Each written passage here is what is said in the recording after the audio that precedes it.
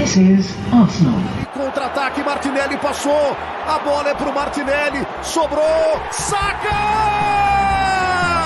Gol!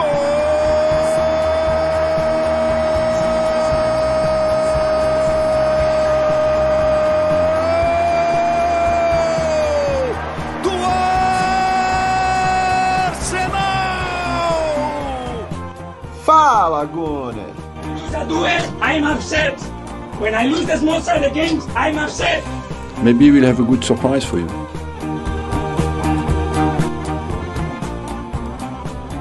Bom dia, boa tarde, boa noite, bem-vindos meus amigos e amigas, torcedores e secadores do Arsenal. Esse é o Fala Gunner, temporada 2, episódio 2. Como sempre, muito assunto na pauta de hoje. Eu sou o Sérgio Kintzorek. Vamos falar da derrota, isso mesmo, da derrota do Arsenal para o Bournemouth, 2-0. Vamos falar sobre também data FIFA e muito mais com os meus amigos, o Thiago Damulax e o Juliano Ortiz, que hoje substitui o Paulo. O Paulo tá de folga, chinelinho hoje, mas não tem problema. Grande Juliano, não sei se foi você que deu azar, mas acho que não vou chamar esse problema para você. Primeira derrota, cara, do Arsenal na temporada. Quais são os seus destaques? Cara, gurizada, prazer. Um olá a todos os ouvintes. Obrigado, Sérgio. Obrigado pelo Thiago pelo espaço também. Cara, assim, embora eu seja fã, assim, goste bastante de Rolling Stones, confesso que não tem qualquer ligação com o Mick Jagger, não sou o pé frio, foi apenas uma obra do acaso hoje. Mas, infelizmente, a gente entrou desconectado no jogo. Acho que foi um jogo bem atípico. Eu esperava pelo menos uma vitória magra, mas jamais perder de 2-0 pro Bournemouth. Eu sei o que o Thiago pensa a respeito, mas eu me surpreendi demais com o jogo. Eu esperava outra postura. Grande Thiago, episódio 2, primeira derrota do nosso Gunner, nosso Arsenal. O que você pode esclarecer aí pra gente? O que aconteceu? Nesse início eu só vou dizer uma coisa, que em algum momento a gente perderia, né? Provavelmente. E aconteceu. Mais cedo ou mais tarde aconteceria, mas contra o Bournemouth a gente não esperava, mas aconteceu. Fazer o quê, né? Vamos seguir. Isso. Vamos seguir. Antes que a gente toque esse podcast em clima de velório, vamos falar um pouco mais sobre a data FIFA. A gente acabou de voltar de uma data FIFA. Tem essa coisa, né? Tem gente que ama, tem gente que odeia data FIFA. Eu vou falar, não sei se eu sou polêmico ou não. Eu gosto de data FIFA. Mas machuca meu jogador, tá? É polêmico, né, Juliano? Então, eu gosto, porque assim, vai machucar o jogador, mas machuca pelo excesso de jogos. Eu gosto quando tem aquela reunião de... Gente, quando é que você vai conseguir ter jogadores ali, porra, do Real Madrid, do Arsenal, todo mundo junto? Eu gosto. Eu gosto também. Mas, fora machucar nossos jogadores, Juliano, o que você viu dessa data FIFA que te chamou a atenção? Seja do Arsenal, o que mais te impressionou aí nessa data FIFA? E me fala também se vocês gostam, não, se vocês não gostam, né? Só eu que gosto, eu tô sozinho nessa. Eu já fui mais entusiasta da data FIFA, gostava bastante de acompanhar jogos de seleções, acho que antes de me envolver mais a fundo com os times pelos quais eu torço, né? O Internacional no Brasil e o Arsenal na Inglaterra. E acabou que a data FIFA desse ano pro Arsenal foi muito negativa, né? Naquela primeira metade de setembro a gente tivemos várias lesões ali, e os jogadores que ficaram de fora impactaram demais no time, no rendimento. Pela Espanha, o Rayo e o Merino estiveram a serviço da seleção espanhola. A Espanha venceu os 2 jogos de outubro, né? E o Rayo passou com 2 clean sheets, não sofreu qualquer gol nas partidas que disputou. E contra a Dinamarca, o Merino começou no banco e entrou no lugar do Pedri no segundo tempo, né? No jogo seguinte, contra a Sérvia, o Merino começou como titular e dessa vez ele deu o lugar ao Pedri, que iniciou no banco. E foram 2 jogadores que se destacaram bem pelos jogos da seleção espanhola. O Raya vem numa sequência muito boa, apesar de hoje, né, no jogo que a gente vai falar mais adiante, ele não estava muito seguro, pareceu bastante indeciso em algumas tomadas de decisões importantes, mas pela Espanha correu tudo bem. A França, assim como a Espanha, também venceu seus 2 compromissos na data FIFA de outubro. O Saliba foi titular nos 2 jogos, mas acabou cometendo pênalti, enquanto o jogo com a Bélgica estava 0-0. E ele tentou fazer uma linha de impedimento que não deu muito certo, e ele viu o Openda disparar sozinho em direção ao gol francês. E na corrida, na tentativa de parar a jogada, quando o centroavante belga segurou a passada, ele esbarrou e derrubou o adversário. E no pênalti, o Tielemans acabou mandando a bola para fora, acima do travessão. Na parte da Inglaterra, a Inglaterra perdeu o primeiro jogo para a Grécia, 2-1. E nos primeiros 2 jogos de outubro, pela data FIFA, perdemos o Saka por lesão na perna direita. A mesma, se vocês lembram de terem visto aquela cena do McGregor fazendo massagem com chutes quando visitou o Emirates. Acabou lesionando a perna direita e na hora já associei aquele evento ali. E no jogo diante da Finlândia, o Rice fez o terceiro e último gol da Inglaterra, antes da Finlândia descontar ao final da partida. Pelo Brasil, tanto o Martinelli quanto o Magalhães estiveram presentes em campo também. O Magalhães, inclusive, foi eleito o melhor jogador da partida pelo SofaScore, com nota 7.6 diante do Chile. E na mesma partida o Martinelli entrou apenas no segundo tempo, aos 40 minutos, quase já no final da partida. E no jogo contra o Peru, que foi o último que o Brasil jogou pela data FIFA de outubro, o Magalhães foi novamente muito bem, né? Mas dessa vez o Martinelli sequer saiu do banco. O Dorival não acionou ele na partida contra o Peru. E por último, na Bélgica, o Trossard foi destaque no empate por 2-2 com a Itália. Os italianos abriram o placar com 2-0 até os 30 minutos do primeiro tempo. E o Trossard conseguiu uma reação para os belgas, dando assistência para o primeiro gol, né? E foi dele também o gol do empate, quase no fim do jogo. E no jogo contra a França, ele atuou do início ao fim e foi bem, apesar de não ter participado nem com gol e nem assistência dessa vez. O Calafiori jogou contra o Trossard? O Calafiori jogou as 2 partidas da Itália. Mas foi mediano, não teve grande desempenho, nem comprometeu também. Mas jogou. Acho que o Trossard gastou tudo que ele tinha aí, né, nesse jogo contra a Itália, né? De inteligência, principalmente, né? Pra dar aqueles passes maravilhosos que ele deu hoje no jogo. Não, hoje ele deu comentário. passes maravilhosos, mas só que pro lado contrário, né? Ninguém avisou ele o lado certo que ele tinha que tocar, né? Mas tudo bem, não vou criticar. Thiago, você achou que essa data FIFA não é que prejudicou, né? Claro, o Martinelli eu acho que ele nem entrou também porque ele tinha sentido também um desconforto muscular, se eu não me engano. Mas, no geral, você achou que prejudica? No geral, a data FIFA prejudica, mas hoje, nesse jogo contra o Bournemouth, a gente entrou com um time mais cansado por conta da data FIFA? Você acha que teve influência? Toda vez que o Arsenal joga depois de uma data FIFA, eu sinto que o time joga mais pesado, mais lento, parecendo que não tá com a mesma performance que a gente tá acostumado, né? E não só cansaço, né? A gente acabou perdendo o Saka, o Martinelli provavelmente não foi titular hoje porque não tava com a condição 100%, né? Porque ele se machucou treinando pelo Brasil. Então, na outra data FIFA a gente já tinha perdido jogadores, né? Foi na data FIFA que a gente perdeu o Odegaard. Então, sempre tem problema envolvendo a data FIFA. É claro que não é um problema só do Arsenal, né? Isso pode acontecer com qualquer outro clube que cede jogadores para as suas seleções, mas particularmente nessa temporada a gente tem tido muito problema com isso, né?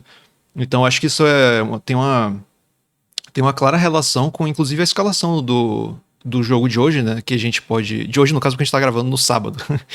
É sempre bom deixar isso claro, né? Pra não parecer que a gente é doido. Mas eu já posso até usar isso como um gancho pra gente puxar o jogo de hoje, né?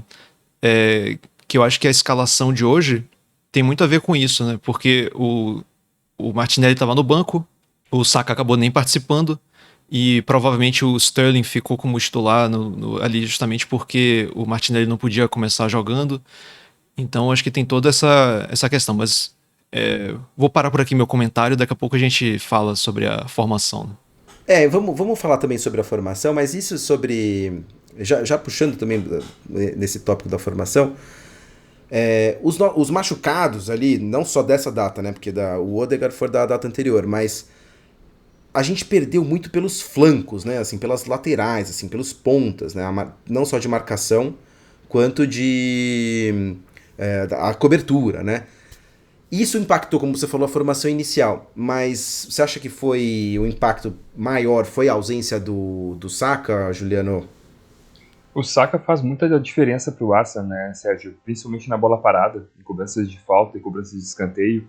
Hoje nós tivemos várias situações em que o Arsenal teve a chance de cruzar uma bola na área com qualidade, que o Magalhães claramente sente a falta da orientação que o Saka dá nas cobranças ali. E o Saka é uma ferramenta que o Arsenal tem que é imprevisível no bom sentido. Ele cria, ele finaliza, ele acha espaço para assistência, não é líder em assistência da Premier League à toa, é um jogador muito versátil e faz falta demais, tanto ele quanto o Odegaard no meio campo também. Espero que eles possam voltar o quanto antes. Precisamos muito deles. Thiago, você achou que algumas lesões impactaram nesse jogo? Com certeza. Inclusive a gente perdeu o Timber também, que eu sabia que eu tava esquecendo de alguém no comentário anterior, foi o Timber, né, que a gente perdeu também agora nessa data FIFA. Com certeza essa escalação meio... vamos ser polêmicos, essa escalação meio patética de hoje foi claramente um... Frankenstein. Foi claramente um reflexo dessas ausências, né? Posso entrar de vez então no assunto? Vamos debater. Eu queria só perguntar pra vocês, o que vocês acham? Vamos começar a entrar no nosso assunto de vez. Também achei que a escalação foi patética, como o Thiago falou. Um meio de campo super, hiper reforçado com 3 volantes e a gente fragilizado nas pontas. Mas o que vocês acharam que foi mais surpreendente, então, sobre essa derrota? Foi o Bournemouth ganhar do Arsenal, o Ten Hag continuar no cargo, impressionante, como ele não cai. A gente como Gunner, ótimo, que continue no Manchester, que continue no United, mas impressionante o Ten Hag, teve um respiro, né? A gente depois pincela o resto dos jogos, o United ganhou, então o Ten Hag ganhou um respiro. Ou é o Tuchel, que assumiu a seleção inglesa, né? O segundo estrangeiro a dirigir a seleção da Inglaterra. Juliano, você acha que, pra gente já entrar também no nosso jogo de hoje, o que te surpreendeu mais, cara? Olha, eu acho que a situação da vitória do Bournemouth com certeza foi o que mais me surpreendeu, porque apesar das lesões que nós temos dos desfalques, que por data FIFA, lesões e afins que o Arsenal tinha, eu imaginei que o Arteta fosse ser um pouco mais ousado na montagem do elenco do time para a rodada de hoje, o jogo contra o Bournemouth. E inclusive eu separei um trecho de uma matéria que eu li do Scott Willis, que é um jornalista e estatístico britânico que faz análises bem profundas dos jogos ali. E ele lançou uma do jogo de hoje logo depois do final da partida. Só vou compartilhar com vocês aqui, que foi um trecho bem interessante. Abre aspas. Parece que muitas vezes a Arteta quer criar apenas o suficiente para vencer, e não mais do que necessário. A montagem do jogo de hoje, do time, a escalação, ela passa exatamente por conta dessa frase aqui. O Arteta achou que talvez fosse um jogo meio que garantido para ganhar. Eu não senti o Arsenal com ímpeto de ir ao ataque, criar jogadas, tanto que não tinha quem criasse jogada. Nós entramos no meio campo com 3 volantes de natureza. Então, a parte de criatividade do time ficou muito pobre. E nas chances que tivemos com o Martinelli, principalmente no segundo tempo ali, faltou um arremate que foi... Claro, o Kepa salvou a jogada ali, mas eu esperava bem mais do Arteta. Achei que ele foi muito burocrático na escalação do time. Thiago, e você, cara? O que você achou da formação inicial que o Arteta escolheu para o jogo? Eu concordo que foi burocrático. Quando eu vi a escalação, na mesma hora eu pensei, hoje vai ser um jogo bem chato, porque a gente sabia que o Bournemouth provavelmente ia se defender. O Iraola até não é um treinador defensivo, mas ele vai enfrentar o Arsenal com um time muito pior, então não tem nem o que ele fazer, não dá nem pra criticar ele, né? Ele foi com o bloco baixo lá pra se defender e tá certo. E o Arsenal com esse time sem criatividade, pra mim tava na cara que ia ser complicado, ia ser aquele jogo ali do 1-0 sofrido, ou então aquela situação em que você faz um gol e aí o outro time se abre e aí você até acaba fazendo uma goleada. Talvez essa fosse até a intenção, né? A expectativa do Arteta. Mas tava na cara que não ia ser um jogo fácil. E aí uma coisa que, principalmente nessa questão do que o Juliano falou de uma escalação burocrática, me dá uma certa tristeza, mas ao mesmo tempo eu consigo entender o lado do Arteta fazer isso, mas eu fico pensando, por que ele não testa o Nwaneri como titular em algum desses jogos assim? Porque claramente o time ia ficar sem capacidade criativa. E aí você vai ver, eu tava inclusive vendo depois uma compilação dos 10 minutos em que ele esteve em campo no segundo tempo. E ele deu vários passes de progressão, vários passes bons que abriram o jogo. E aí realmente eu fico me perguntando o que acontece aí pra ele não dar essa chance para o jogador. É uma questão porque ele mesmo não quer, sei lá, é cuidado para não queimar o jogador? Ou eu realmente gostaria de entender, eu gostaria que alguém fizesse essa pergunta. Não sei se fizeram, mas eu gostaria de saber. Porque pra mim claramente era uma situação dessa. Porque antes eu até compreendo ele tentar fazer fazer a tentativa com jogadores mais experimentados, jogadores mais experientes, né? Então a gente acabou achando um jogo bom o suficiente, voltando para um 4-4-2 com o Havertz e o Trossard na frente, Martinelli na esquerda, Saka na direita e o Rice e o Partey no centro. Beleza, o time estava jogando bem desse jeito, só que aí a gente perdeu, quer dizer, não perdeu exatamente, mas a gente não tinha o Martinelli em 100% para ser titular, Então já tinha que, já de qualquer forma já deu uma bagunçada, né? Porque aí você acaba tendo que jogar o Trossard para a esquerda. Você até poderia não fazer isso se não fosse o fato de que a gente perdeu o Saka também. Então você agora tinha que jogar o Sterling para a direita, porque você ainda poderia até jogar o Sterling na esquerda para poder manter o Trossard na frente com o Havertz. Só que como não tinha o Saka, a gente tinha que botar alguém lá. Então você vai, quando você vê o somatório de perdas que o Arsenal teve de opções lá na frente, mesmo tendo o Gabriel Jesus no banco, mas não mudaria o fato de que bagunçou e não ia mais ter a possibilidade de ter o 4-4-2. Então colocar o Merino ali para botar 3 volantes no meio e o Merino jogando como 10. Se você olhar o mapa de posição dos jogadores em campo, foi um 4-2-3-1 com o Merino jogando de 10. E é um jogador que não é camisa 10, ele era um volante mais de marcação até no início da carreira, depois ele foi indo mais para frente para ser um box-to-box, né, como se fala na Inglaterra, um camisa 8. É muito competente, né? Eu acho uma contratação muito boa, mas ele não é o cara que vai jogar de 10, né? Ele certamente não vai ser o cara que vai conseguir substituir o Odegaard em todas as suas funções. E nesse esquema nesse sistema híbrido do Arsenal, né, de defender no 4-4-2 e atacar no 2-3-5 ou 3-2-5, né, o Arsenal sempre fica flutuando entre essas duas formações no ataque e defendendo no 4-4-2. Então você via que quando o Arsenal estava defendendo, o Merino estava jogando de atacante, junto com o Havertz para fazer a marcação. Então realmente o Merino foi jogado numa posição que não tem nada a ver com ele, e tem tudo a ver com o Waneri. Então é isso que eu fico assim, é o que mais me intriga dessa escalação, o que o Waneri precisa fazer para ganhar uma oportunidade, porque eu não acho que é uma questão de vamos jogar um mundo nas costas de um moleque de 17 anos. Eu acho que não é mais o caso. Eu acho que o Arsenal tá numa situação que tá precisando dele, e toda vez que ele é chamado, ele corresponde. Então acho que para mim esse é o ponto central aí da escalação. E talvez, né, já aproveitando, comentando isso do próximo jogo, que é contra o Shakhtar Donetsk no meio de semana, eu acho que eu vou ficar muito chateado se ele não começar esse jogo. A não ser que o Saka volte, que o Martinelli volte, aí tudo bem, a gente volta pra jogar com o que a gente já testou, né? E que tava funcionando, que é o 4-4-2 que eu tava mencionando antes. Mas tirando isso, digamos que a gente continue com os mesmos jogadores disponíveis. Pra mim, não tem como ele não jogar. Vou passar aqui pro Juliano também compartilhar a opinião dele, mas só um parênteses, né? Essa pronúncia do Thiago, gente, sensacional, né? Shakhtar Donetsk. Não é à toa. Shakhtar Donetsk. Não é à toa, né? Que todas as nossas palavras passam pelo Thiago. Mas vamos lá. Ô, Juliano, e aí, cara? Você concorda com o Thiago? Você achou que faltou alguém que você queria ter visto? Não, concordo justamente no mesmo ponto que ele abordou, do passe progressivo do Waneri. Porque eu acho que foi justamente isso que faltou no jogo do Arsenal hoje. Passe vertical, passe buscando profundidade, passe buscando objetividade, passe progressivo. Tanto que, em algumas situações do jogo, no momento que o Arsenal vinha se defendendo também, e depois quando armava contra-ataque, porque o Arsenal ficou, parecia que estava fora de casa, mas tinha chance de propor mais no jogo.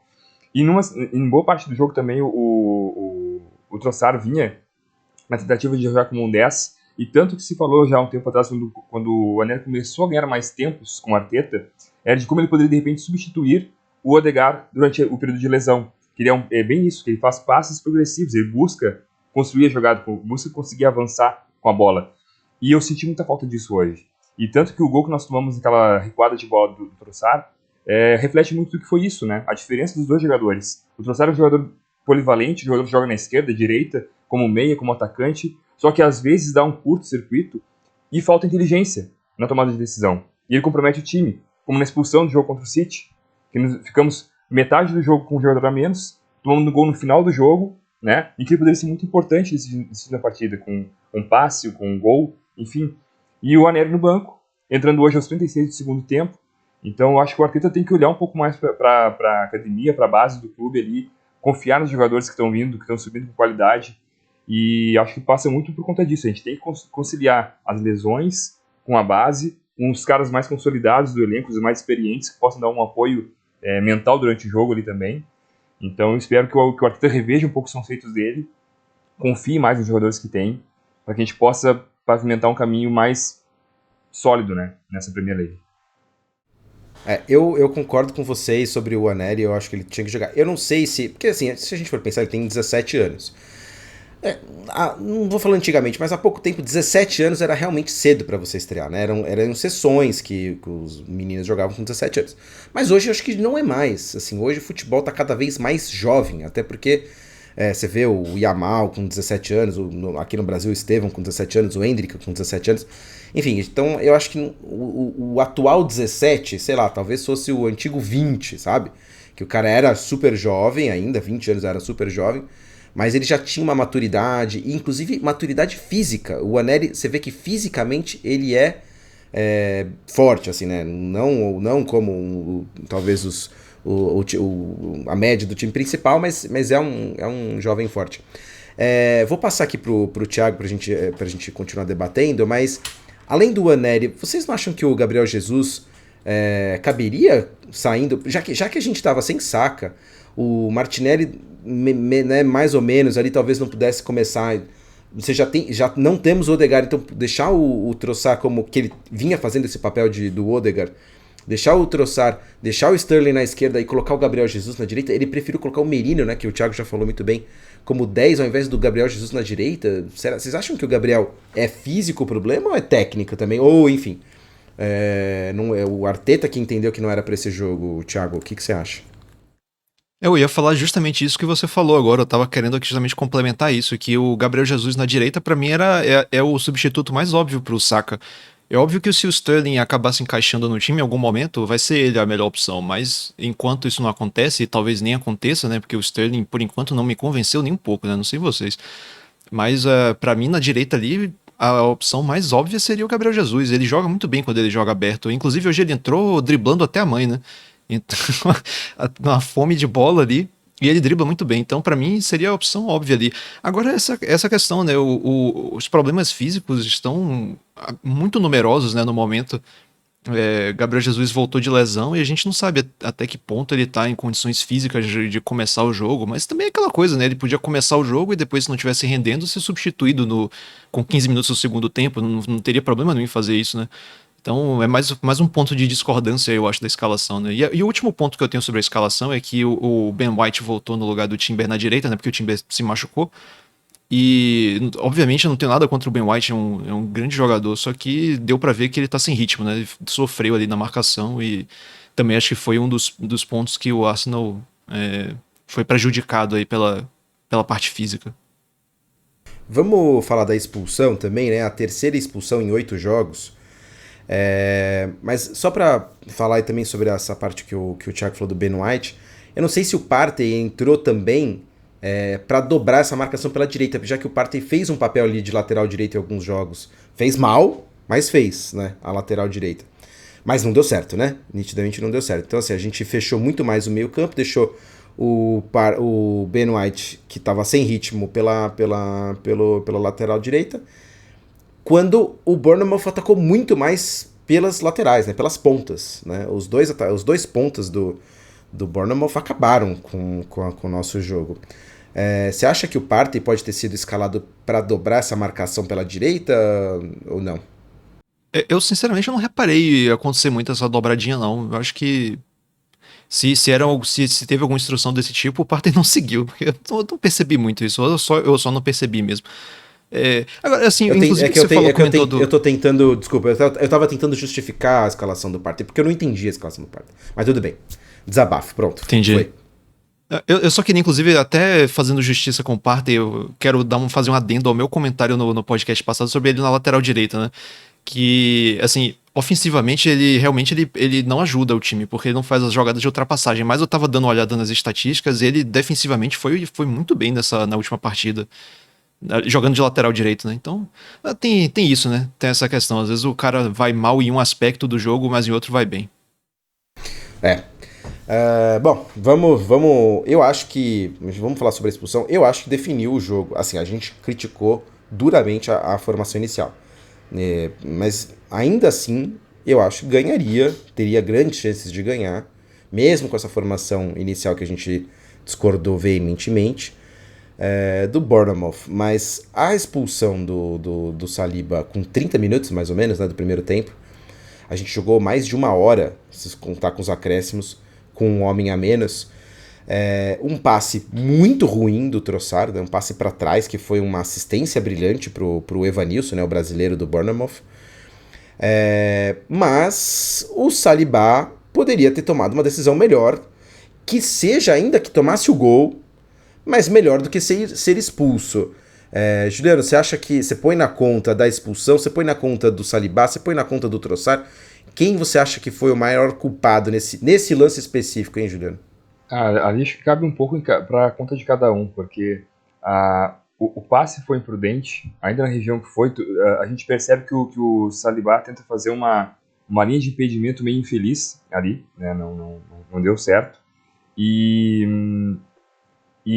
a falta foi, claro, acho que o juiz entendeu, e o VAR também foi nessa linha do árbitro também, de que o lance era iminente de sair cara a cara com o goleiro. Né, pela condição física e pelo ponto do campo onde estava o Ben White, ele não chegaria a tempo na bola. O jogador do Bournemouth, o Evanilson, ia chegar de cara a cara com o Raya, e certamente seria gol.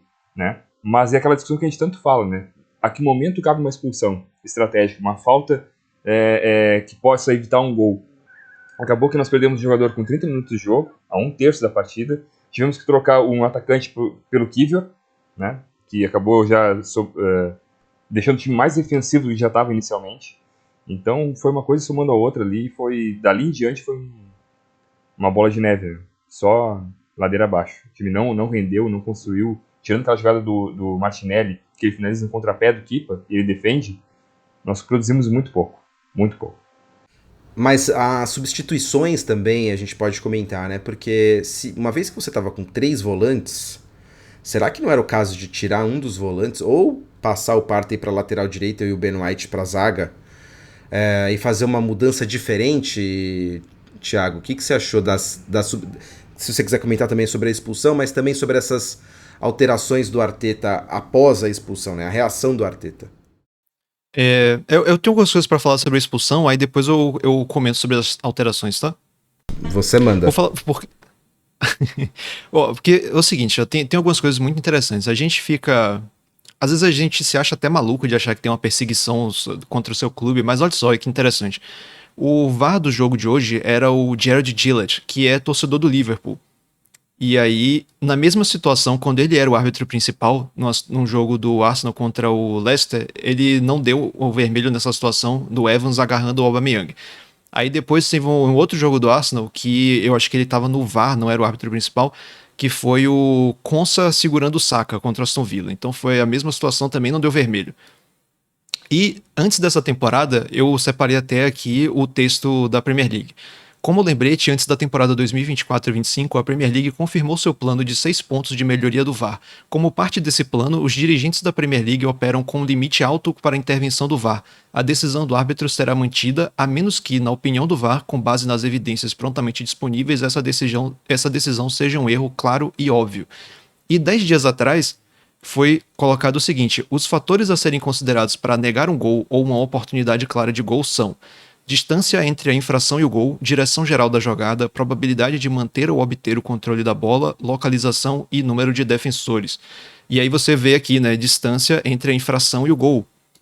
E esses casos todos que eu citei antes, com o mesmo árbitro, foram jogadas de novo, longe, com o mesmo tipo de situação, lá no mais pro início do campo de ataque, e todas jogadas que não levaram à expulsão, e tem aqui a instrução da própria Premier League para não expulsar nesse caso.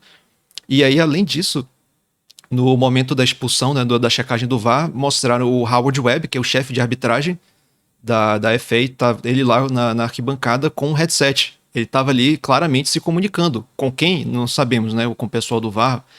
E a gente acha muito estranho, porque o Howard Webb, quando ele arbitrava, a gente tinha a clara impressão de que ele empenava para o Manchester United, né? E é um cara muito controverso. Agora, fica um lado bom, uma notícia boa para o torcedor nesse caso da expulsão é o seguinte: pelo que eu vi, o Saliba só vai ficar fora de um jogo, porque a expulsão, cartão vermelho direto, o número de jogos de suspensão depende do tipo da infração. Então, negar um gol, suspensão de um jogo, né, que foi o caso, negar um gol. Dissidência, suspensão de 2 jogos. Conduta violenta ou falta grave, suspensão de 3 jogos. Cuspir em um adversário, proibição por 6 jogos. Então, no caso, se foi isso aí mesmo, tem que checar lá nas regras certinho. Mas pelo que eu vi é isso aqui. Então negaram um gol, suspensão de um jogo, o Saliba só perde o jogo contra o Liverpool. Só, né? ênfase no só. Só. Eu quando assistindo o jogo, na hora da falta, eu falei, putz, vai ser expulso porque era o último homem. Apesar de que Gabriel iniciou uma corrida ali que eu acho que ele chegaria antes do Evanilson na conclusão. E teria o Raya ainda, né? Mas enfim, eu acho que poderia expulsar. Mas no momento que ele não expulsa, que ele dá só o amarelo, é o que você falou. Ele, em campo, gerava uma dúvida. Não era certeza absoluta que era uma expulsão. Gerando dúvida, não era um erro explícito, né? Como a regra do VAR fala. Eu não acho claro que e deveria. Claro e óbvio, não deveria nem ter chamado, na minha opinião. Pensando no. Se fosse no Brasil, já teria chamado, já teria feito. Ia ficar 8 minutos parado e tal. Mas pensando nas intervenções da Premier League, eles não intervêm nesse tipo de jogada. Então eu achei que também a intervenção foi estranha. Sinceramente, eu acho que era para expulsão, mas eu acho que a ferramenta do VAR foi mal utilizada.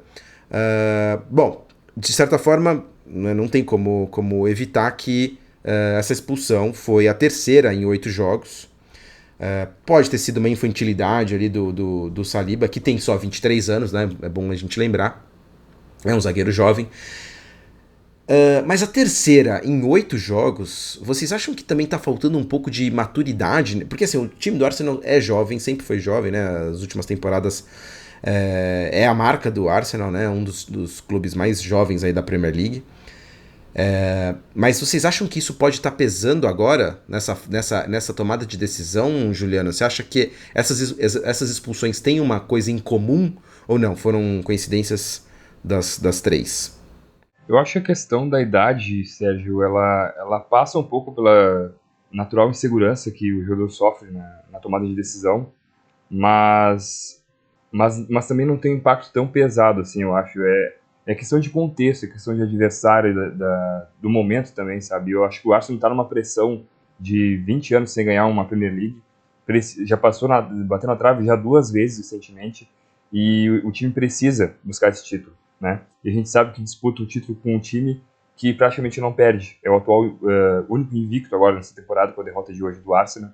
E o jogador que estiver vestindo a camisa do Arsenal tem que ter consciência que da idade que for, dos 16, 17 anos, aos 35, 36, que joga para um time que tem história, que é o único campeão invicto da história da Premier League, e que tem uma aura ao seu redor ali, uma torcida que é apaixonada pelo clube e que espera um título quanto antes. Então, vestiu a camisa do Arsenal, entrou em campo, a idade é um elemento secundário, na minha opinião.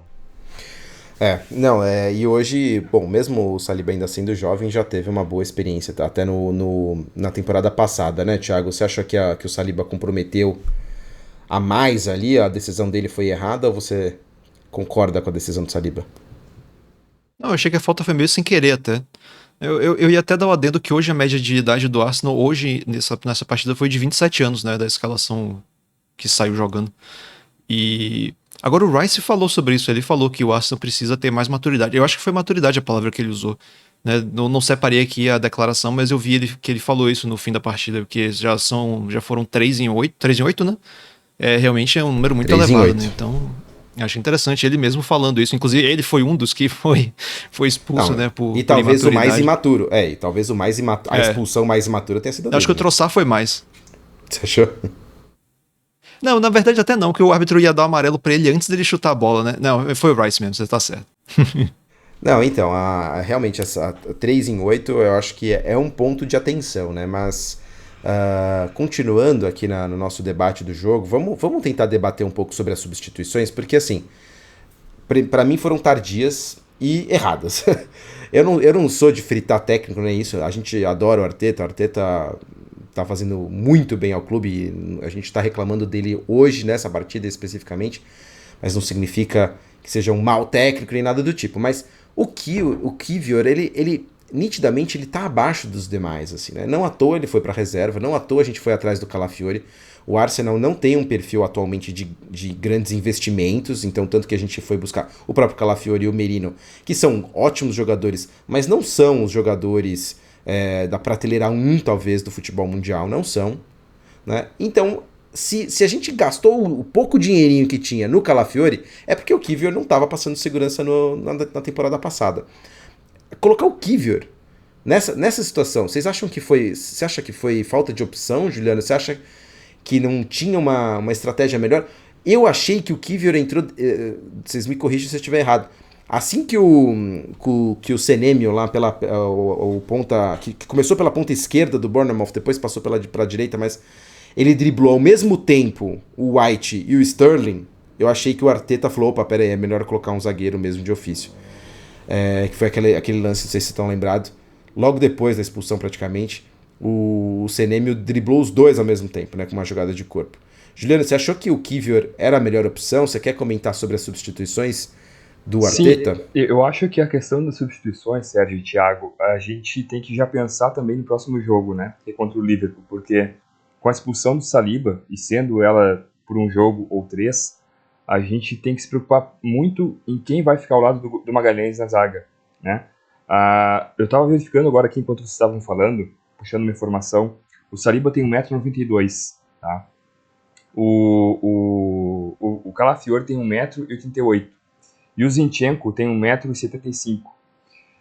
Eu acho o Kiwior um jogador insuficiente para o sistema defensivo, não me passa confiança.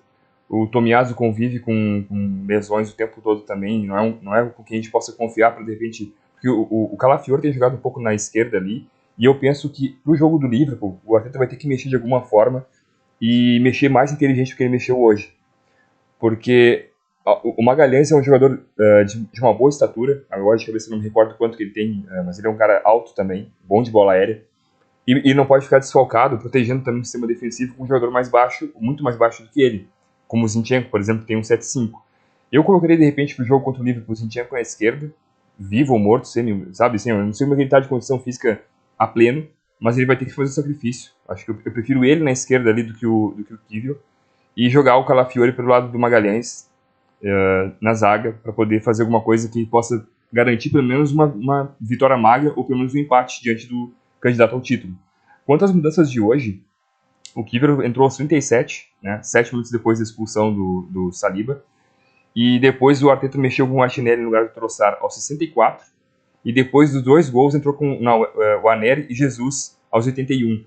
Eu acho que o Arteta, volta a dizer o que eu falei anteriormente, ele foi burocrático na escalação, e como o Sérgio também complementou e o Thiago também, um pouco inteligente nas substituições, algumas tardias, como essas duas no final também, com um atacante e um meia criador ali no final do jogo, podia ter entrado antes, né? Eu até, inclusive, teria colocado o Jesus no lugar do Sterling já no começo da partida, e faria essa troca depois, um pelo outro, se fosse o caso. Mas eu acho que ele mexeu tardiamente, mexeu mal também, eu teria feito outras substituições aqui, e espero que ele repense isso pro jogo contra o Liverpool, né? Porque é um jogo extremamente importante para nós nos planos da temporada.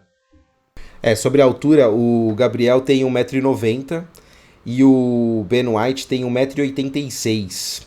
Então, eu não sei, o Ben White ele jogava de zagueiro, até chegar pro Arsenal ele era zagueiro, né? Fazia também mais o papel de zagueiro.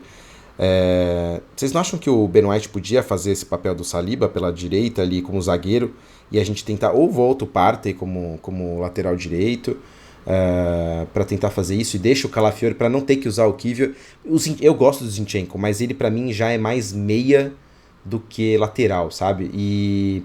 Não tem físico, tudo bem, né? Vamos proteger não tem físico, né? Infelizmente. Vamos proteger ter a altura, mas hoje o nosso primeiro gol foi de bola parada, né? A gente tomou o gol de bola parada, apesar de que não foi por conta da altura, né? Foi uma jogada meio ensaiada ali, sobrando o pé do 10, né? Que tinha acabado de entrar do Bournemouth, esqueci o nome dele, que fez o gol. Thiago, você acha que pro próximo jogo a gente monta a zaga como? Aliás, já tô até adiantando, acho que isso é uma das perguntas da audiência, mas aí a gente dá os créditos depois. Thiago, você formaria a zaga como? Pensando nesse jogo e pensando no jogo contra o Liverpool. Engraçado que vocês falando do Tomiyasu, eu tinha até me esquecido que ele tava machucado. Ele não aparece como machucado pela relação. Sim. Mas ele não foi relacionado, sequer relacionado. Então eu imagino que seja problema físico, né? Ele foi convocado pelo Japão, senão foi mais uma vítima da data FIFA, né? Eu acho que não, mas eu vou checar aqui enquanto você faz seu comentário. A depender do Timber, né, se ele voltar ou não, eu acho que isso aí muda qual vai ser a escalação contra o Liverpool, porque se o Timber voltar, eu acho que o mais óbvio seria o White jogar na zaga com o Timber na direita. Ou até se o Tomiyasu voltar também, mas o problema é que o Tomiyasu vai estar sem ritmo, né? Tem isso também. O Zinchenko tá Mas se sem o ritmo Timber, também. o Timber não vai estar sem ritmo também por uma partida contra o Liverpool? Só que o Timber vinha jogando, né? Aí é que tá a diferença. O Zinchenko e o Tomiyasu não jogam há muito tempo. Então acho que o Timber voltando, acho que ele teria que ser titular. E pra falar a verdade, ali, em termos de botar o Zinchenko na esquerda, eu preferia até botar o Lewis Skelly lá, sinceramente, porque o Lewis Skelly é mais forte, ele marca mais. Mas eu acho que o Skelly, se você não coloca nem o Aneri, que eu acho que tá mais pronto que o Skelly vai ser... Eu adoraria ver o Skelly, eu queria até que ele tivesse mais tempo.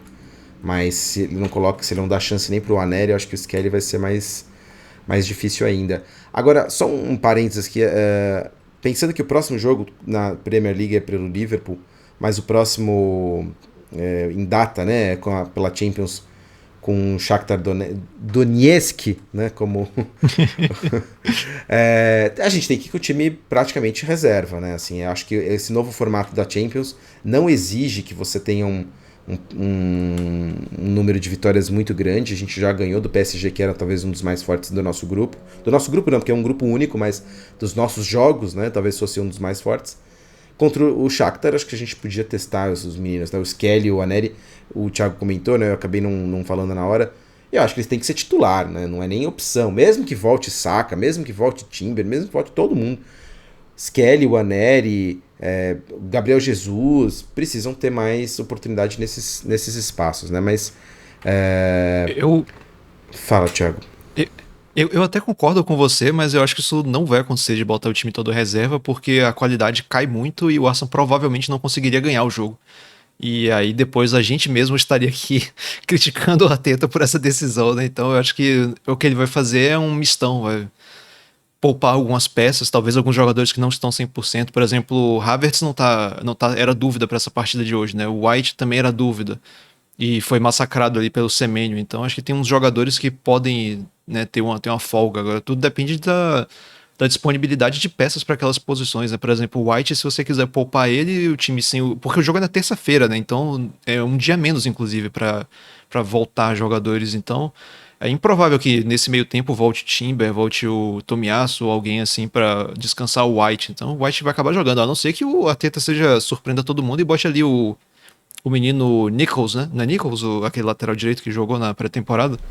Foi o Nichols. Jogou direitinho até, então, quem sabe? Seria surpreendente, mas quem sabe, né? Bom, vamos ver, porque realmente nossos problemas de lesão, não sei se esse ano estão piores do que o ano passado, mas principalmente na zaga a gente tem sofrido bastante, né? Agora, continuando aqui também nas nossas substituições, o Aneri entrar quase no final do jogo, vocês acham que faltou coragem do Arteta? Porque tá perdendo de 1-0, meu amigo.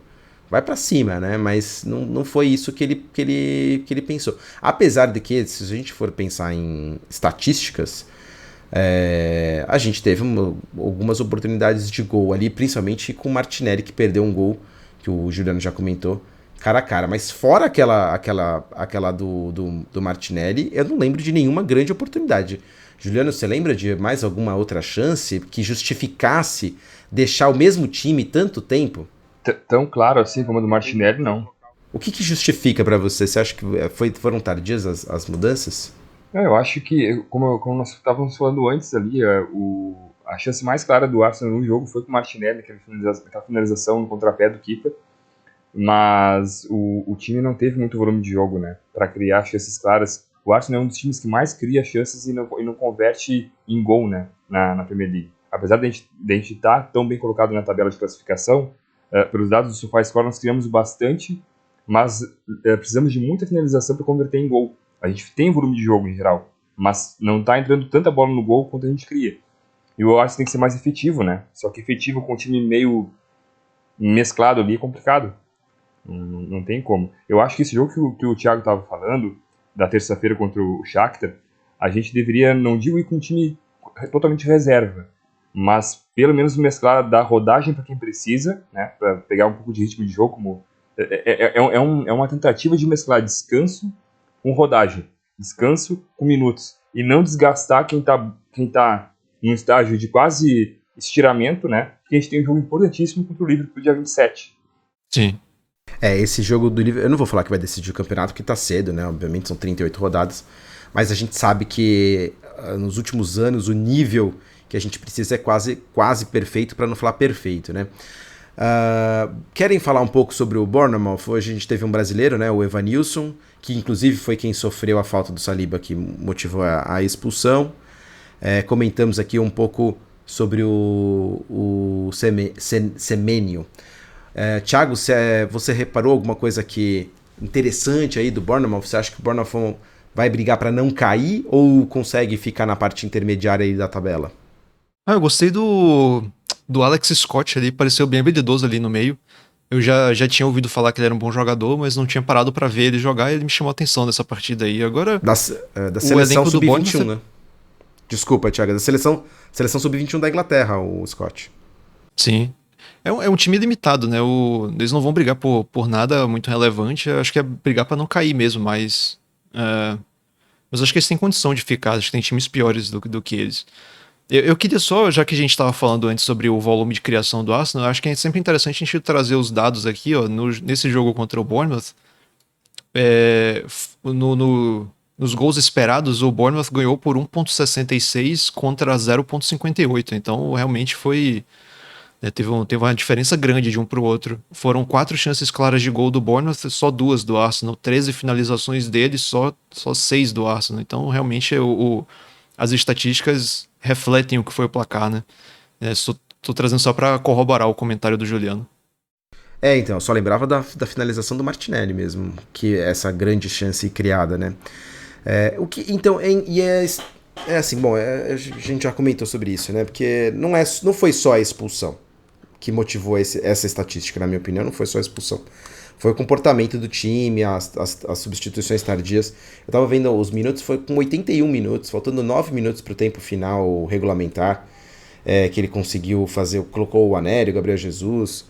Então, assim, esses dados mostram que o Arsenal entrou com freio de mão puxado demais, né? Além da expulsão, né, Thiago?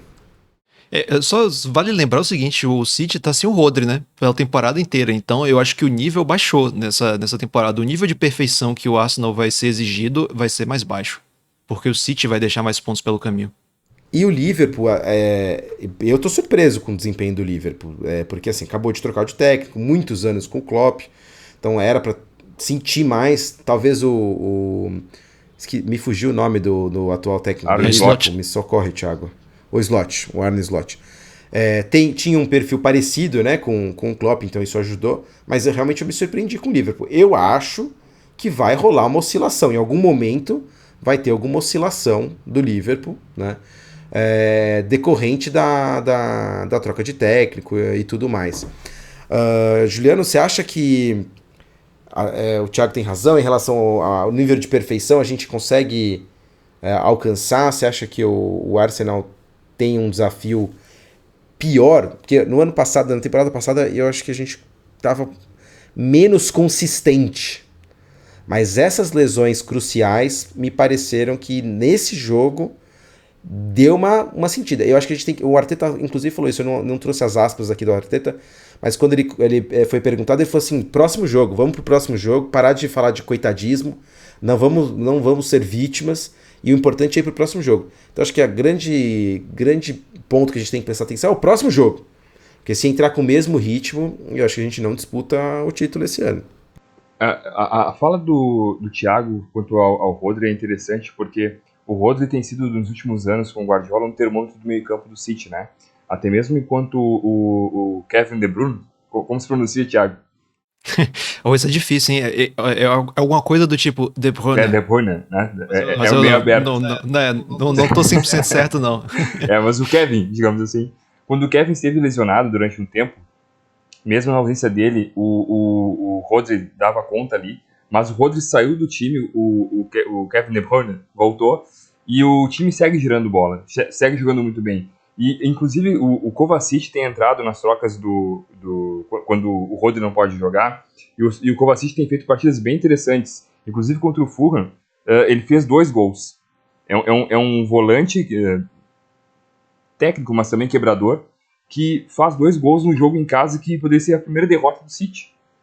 Ele vai lá e evita a derrota do City. Então, o time do Guardiola, o time do City, ele perde um jogador, eles têm elenco, né? É algo que ainda falta pra gente enquanto time, é sair A do campo, lesionado, entrar o A1 e seguir jogando. Na mesma fluência. O time parece que não se desmonta. Perde um cara, perde 2, entra os substitutos e a mecânica continua funcionando. E o Arsenal tem sofrido muito com isso.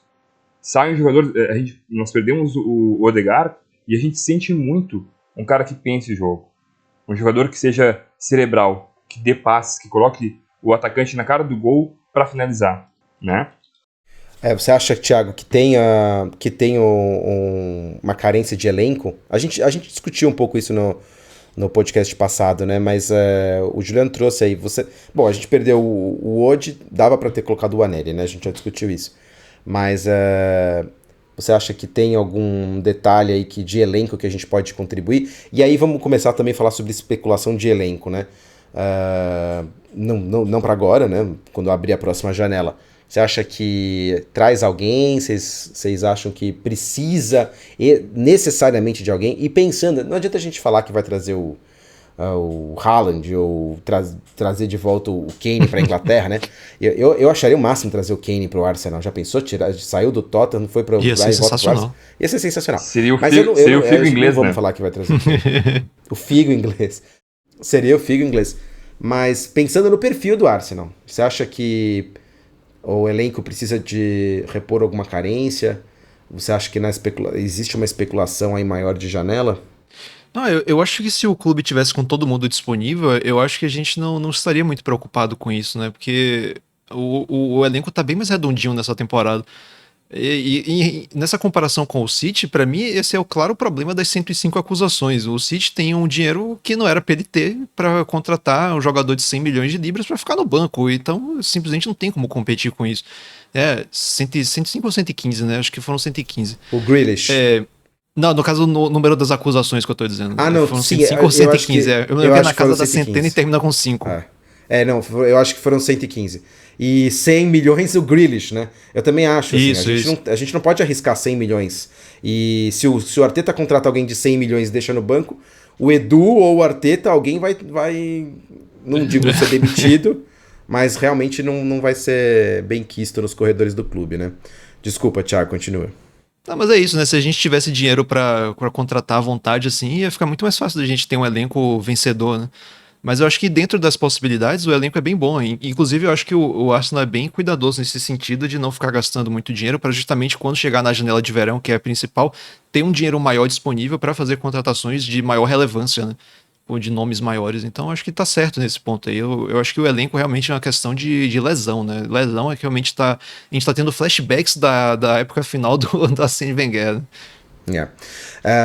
Bom, sobre a questão também de contratações, mesmo que o Arsenal tivesse dinheiro, etc, etc, a gente está vendo que os times estão sendo realmente punidos, né, por questões de fair play financeiro.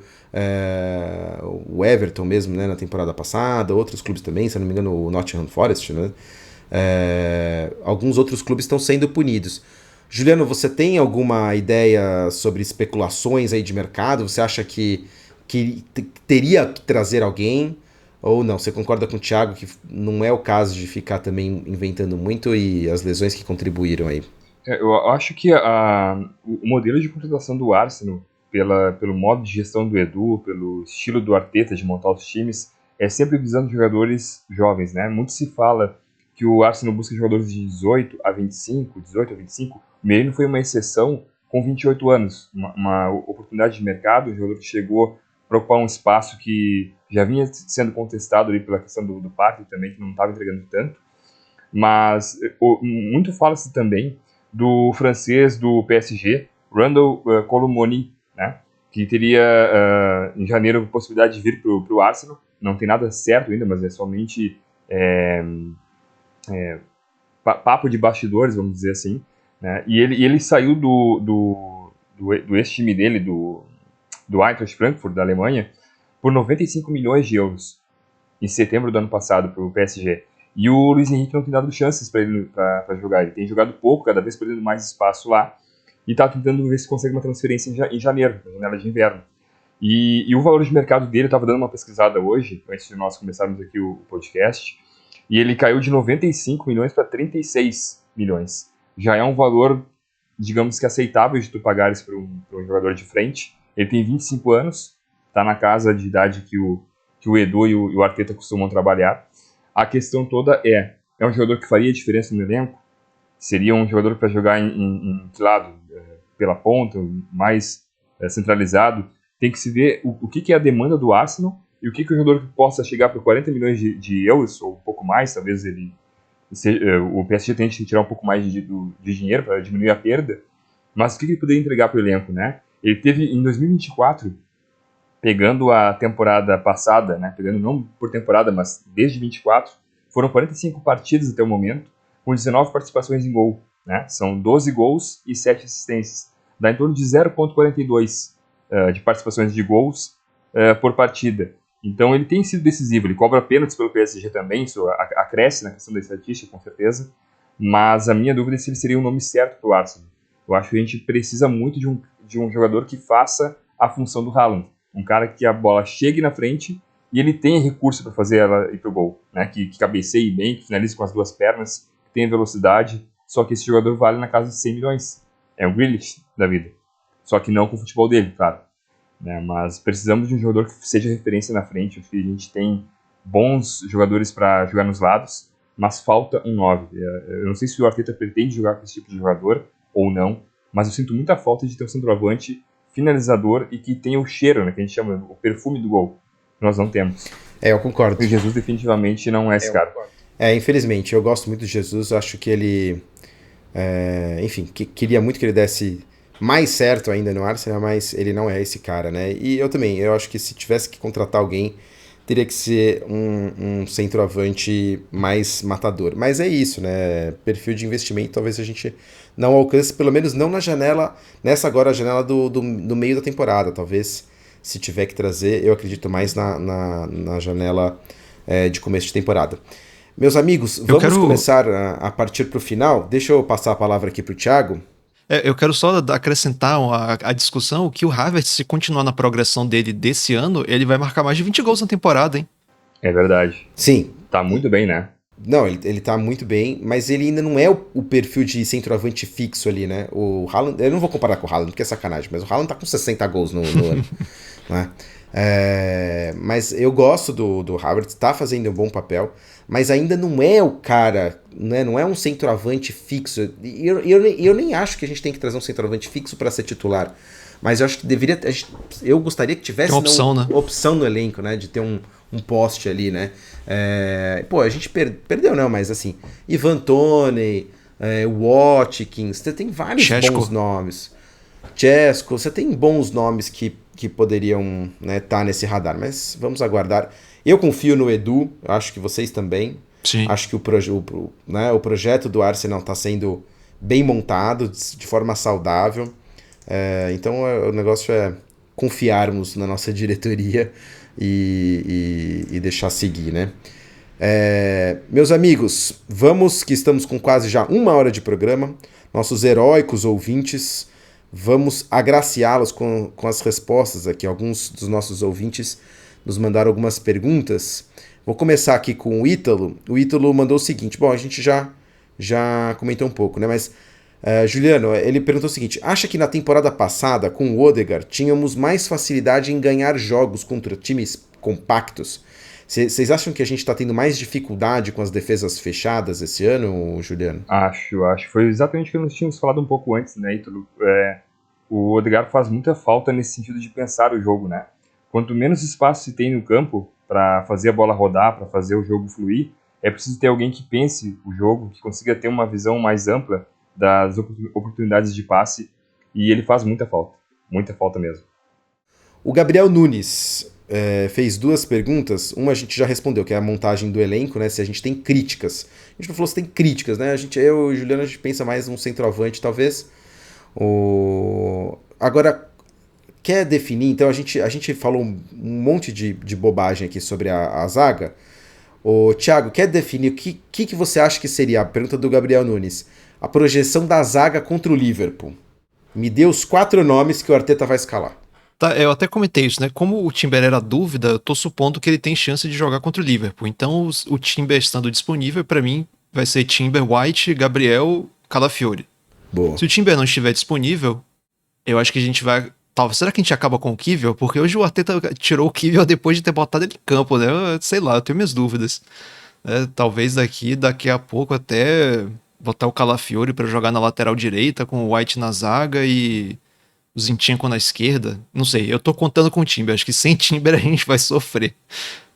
Ó, eu vou dar a minha zaga então, hein? Vai ser... Pode escrever aí que eu tenho certeza. Vou mandar um zap aqui pro Arteta, ele vai na minha. Calafiori na esquerda, Gabriel e Ben White e o Partey na direita. Se não for, vocês podem me cobrar. Essa é uma boa mesmo. Não é, eu acho que vai ser por aí. O Arteta, o Bruno Pierre, obrigado, e já agradeço também ao nosso pessoal que mandou perguntas. Nós não pegamos algumas mensagens do Twitter, na próxima a gente também pega no Twitter, aliás, o X, né, o X, ex-Twitter. Mas o Bruno Pierre mandou, Arteta errou na escalação? Bruno, acho que a gente já respondeu. O que a gente xingou aqui a escalação inicial não é brincadeira. Vou passar aqui para as palavras finais. Vou só passar aqui os próximos jogos, então. Terça-feira, como o Thiago falou, dia 22 de outubro, às 4 da tarde, teremos o Shakhtar Donetsk, ou, quando a gente fala aqui, o Shakhtar Donetsk, que eu espero que entre com um time bem misto. Depois, dia 27 é o jogo contra o Liverpool, que é que a gente está aqui prevendo a zaga. 27 de outubro é um domingo, a 1h30 da tarde, então aquela macarronada vai ser assistindo Arsenal e Liverpool. É na casa do Liverpool ou na casa do Arsenal, Thiago ou Juliano? No Emirates. Vocês sabem? Emirates. No Emirates, então tá. Então, na casa do Arsenal a gente recebe o Liverpool. No dia 30, e aí quarta-feira, então, ainda de outubro, às 4:45, às 16h45, a gente enfrenta o Preston, pela FA Cup. Então, dá para descansar o EFL. time. Não é pela FA Cup. FA Cup, isso. Desculpa. Dá para descansar o time nesses jogos, fora de Premier League, porque os adversários eu acho que não nos exigem demais. Amigos, agradeço o tempo de vocês. Ouvintes, parabéns por chegarem até aqui, vocês são guerreiros, como eu sempre comento. Juliano, muito obrigado por hoje. Palavras finais. Agradeço a oportunidade de participar do podcast aqui, dar um abraço no Hendrix, que não pôde participar hoje, e estou aqui tentando cobrir ele aqui na questão do podcast. Um abraço a todos os ouvintes, obrigado por terem ficado até aqui conosco. Desejar que a gente tenha uma reta final de outubro positiva, porque nós passamos o mês de agosto e setembro invictos e manchamos outubro com uma derrota hoje, infelizmente, mas como o Thiago falou no começo, a derrota uma hora viria, mas ela veio num momento inoportuno. Obrigado pela oportunidade, obrigado pela parceria de vocês e nos vemos numa outra oportunidade com vitórias do Arsenal, se possível. Um abraço, Luiz. Grande Thiago, muito obrigado pelos nossos comentários de hoje, suas palavras finais. Obrigado ao Juliano por cobrir o chinelinho, né? Chinelinho do Paulo. Obrigado a todo mundo que ouviu. E é isso, né? A gente infelizmente perdeu, mas ia acontecer em algum momento, mas acho que vai ser foi uma derrota de aprendizados, eu diria. Talvez seja até um jogo divisor de águas na temporada, né? Vamos ver o decorrer do andamento das coisas, mas vamos ser otimistas, né? Tem muito campeonato pela frente. Boa, agradeço a todos, ouvintes, pessoal, comentários, audiência. Sigam-nos nas redes sociais, estamos em todas, como Fala Gunner. Entre no nosso grupo de WhatsApp, nosso grupo de WhatsApp é muito ativo, a gente discute tudo sobre o Arsenal, sobre as rodadas, piadas e tudo mais. E nossa revista na edição de outubro acabou de ser lançada, então tá muito interessante, tem muito conteúdo. Tem um cara que escreveu sobre o goleiro de 16 anos que fez, mas é um jornalista incrível, parece que fui eu que escrevi, mas tá muito boa a matéria. Matéria do Juliano também, tem várias matérias muito legais, né, Juliano, pessoal, então aproveitem o conteúdo que a gente posta nas redes, nos acompanhem e compartilhe a palavra. Então, se você conhece alguém que gosta do Arsenal, que gosta da Premier League, ou que não gosta do Arsenal, mande o nosso podcast, que nós queremos esse prestígio. Muito obrigado, por hoje é só. Tchau! Tchau, um abraço.